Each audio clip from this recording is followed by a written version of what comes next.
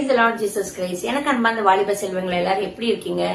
என்னோடு கூட சங்கீதம் 100வது அதிகாரம் 3வது வசனம், கர்த்தரே தேவன் என்று அறியுங்கள் நாம் அல்ல. அந்த வசனத்துல ஃபர்ஸ்ட் ஹாஃப் ஓகேவா?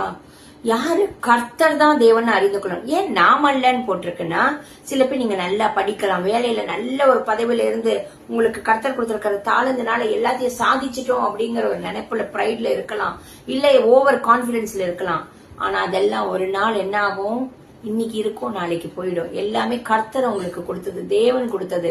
சோ பெருமை உள்ளவனுக்கு கர்த்தர் எதிர்த்து நிற்கிறார். அந்த காரியத்துல மனசுல வச்சுக்கொண்டு கர்த்தர் தான் உண்டாக்கினார். அடுத்த அந்த லைன்லயே பாருங்க, அவரே நம்மை உண்டாக்கினார், நாம் அவர் ஜனங்களும் அவர் மேய்ச்சலின் ஆடுகளுமா இருக்கும். அவர் தான் நம்மள உண்டாக்கினாரு, நம்ம அவரோட ஜனமும். நம்ம அவரோட மேய்ச்சல நாடுனா அவர் நம்மளோட மேய்ப்பர், ஹீஸ் எ ஷெப்பர்ட், நம்ம அவரோட ஷீப்பா இருக்கோம் அப்படின்னு. சோ எந்த இடத்துலயாவது நீங்க நான் சாதிச்சுட்டேன், என்னால என் தாளந்தனால அது இதுன்னு நினைச்சீங்கன்னா நிச்சயமா அது ஆண்டவருக்கு விரோதமான காரியம். கர்த்தரே தேவன் பாருங்க என்று அறியுங்கள் அப்படின்னா புரிஞ்சுக்கோங்க. Something somewhere you are lacking that. ஓகேவா?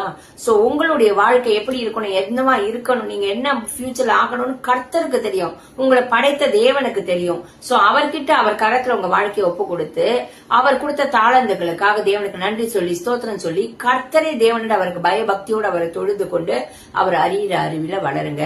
கர்த்தர் உங்க மூலியமா அவருடைய நாமத்தை மகிமைப்படுத்திக் கொள்வது மாத்திரமல்ல, உங்களை கர்த்தர் உயர்த்தி வைப்பார். எப்போ நீங்க கர்த்தருக்கு முன்பா உங்களை தாழ்மைப்படுத்தரிச்சு, உங்களை தாழ்த்தரிச்சு. கண்டிப்பா.